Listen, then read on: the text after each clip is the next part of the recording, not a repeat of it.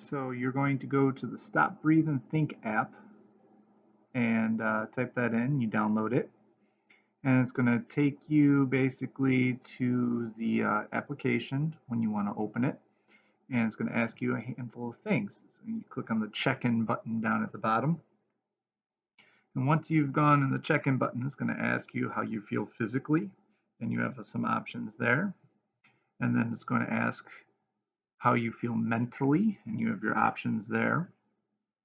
And then finally, it's going to ask you what your status is and emotions, and it gives you all sorts of different things. I just picked a handful here with the baby in the mind. So you can see it compiles all those things together. And then you click on See Results, and it calculates how you feel, and it gives you options to what you can listen to. You can do a mindful walk, you can meditate, so on and so forth. Some of the options are locked because I use the free ones. You would have to pay otherwise. And then you select one, and it takes you to that, and you go through what exactly it says.